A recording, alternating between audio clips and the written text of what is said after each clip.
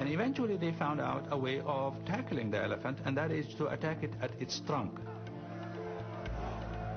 And a war cry went through the camp, strike the elephant at the trunk, strike the elephant at the trunk. And they began to do that. That's really what made the battle. By the end of the fourth day of bloody fighting, 30,000 men of both sides lay dead. Rustum's regal canopy was blown away by a storm. He was recognized and slain as he tried to escape. Confused and in panic, the Sassanid troops broke ranks and fled. The Arab underdogs were victorious, and the Battle of Al-Qadisiyah, one of the most significant in history, sealed the fate of the Persian Sassanid dynasty. Its empire was doomed. The backbone of the Persian Empire was broken. Its main army was defeated in that battle. And it opened up areas for Arab Islamic conquest. One of the things that the Arabs do pretty early on, in fact a couple of years after the Battle of Qadisiyah, is establish two important camp cities in that area. One, Kufa, and the other, of course, we know much better as Basra today. These were cities that were designed to house the Arab fighters and not let them mix with the local population.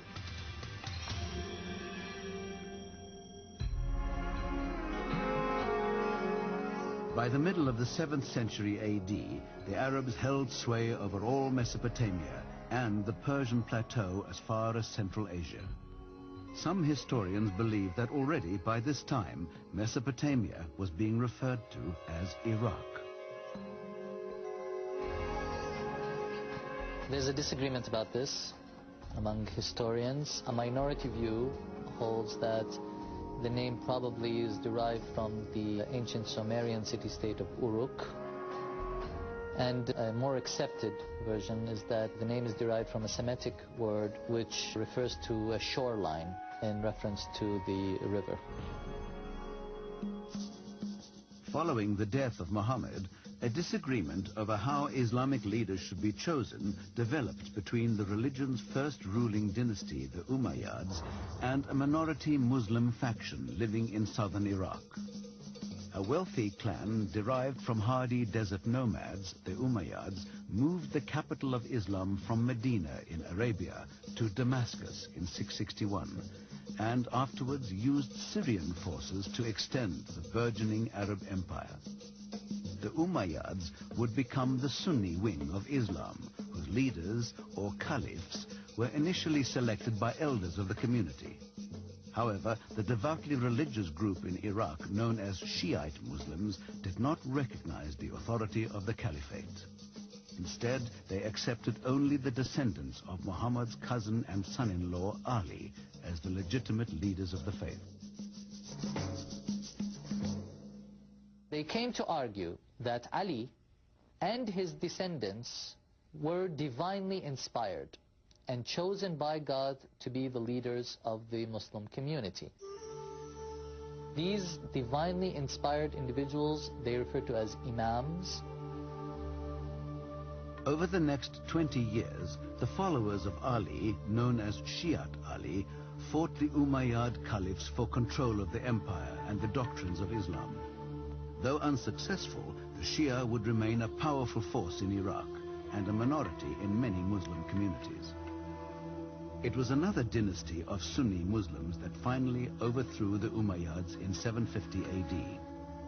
The Abbasids claimed descendancy from Muhammad's uncle, and like the Shia, believed the spirit of Islam had been betrayed by the Umayyads. In 761, the Abbasids, under their leader Abul Abbas, murdered the entire ruling family and chose an Iraqi settlement as the new heart of the Muslim world. The village would become the city of Baghdad. It was easy to reach it by caravan, and it was situated on the west bank of the Tigris, just to the east of the Euphrates, which means it was almost surrounded by water and thus more easily defensible. A workforce of 100,000 men transformed Baghdad into a bustling metropolis in just 4 years. By the end of the 8th century, Baghdad was one of the wealthiest, most opulent, most cultured and learned cities in the world at that time, and also the center of a cosmopolitan empire.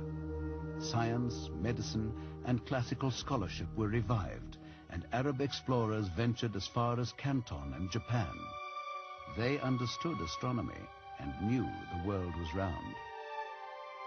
Over the next 3 centuries, however, the capital of Islam suffered through the political turmoil of a civil war and a series of natural disasters, including fire and flood.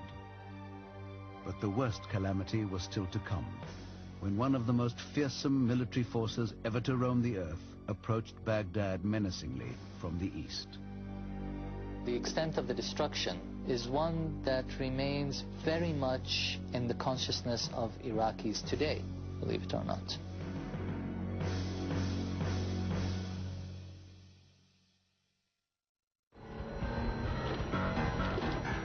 Early in the 13th century, a Mongol warrior, Genghis Khan, brought together an almost invincible army of nomadic tribesmen from all over Central Asia. He began the subjugation of an enormous landmass that would only be completed over time by his sons and grandsons. In 1257, one of his grandsons, Hulagu, singled out for conquest the chief metropolis of the Muslim Empire, Baghdad. The chief religious tradition among the Mongols was various forms of shamanism. And Hulagu at various times mentions that one of his missions is to destroy Islam. Hulagu demanded Baghdad's submission from the 37th Abbasid Caliph, Al-Mustasin. He threatened the Caliph, saying, "I will burn your city, your land, yourself. If you wish to spare yourself and your venerable family, give heed to my advice with the ear of intelligence. If you do not, you will see what God has willed."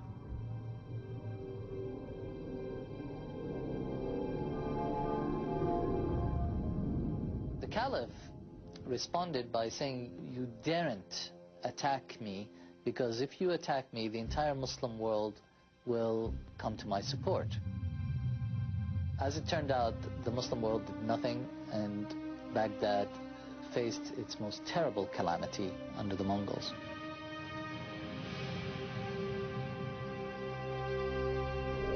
In January 1258, Hulagu led an army of 70,000 warriors to Baghdad. After 30 days of fierce fighting, the city fell, and Hulagu carried out his threat.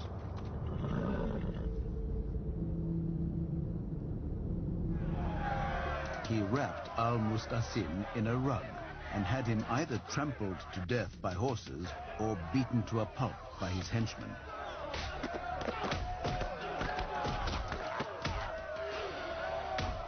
An eyewitness watched what Hulagu's army did next. He reported, "They swept through the city like hungry falcons attacking a flight of doves, or like raging wolves attacking sheep. A loose rein and shameless faces murdering and spreading fear."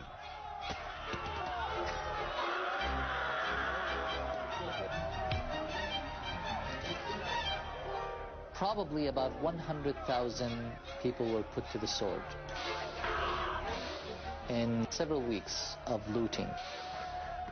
The great libraries of Baghdad were intentionally destroyed. Most of their books were dumped in the river. Legend holds that the river Tigris first ran red with blood and then black with ink. It was a terrible massacre, and the extent of the destruction is one that remains very much in the consciousness of Iraqis today, believe it or not. For Iraqis, the very name of Hulagu brings images of destruction and fear.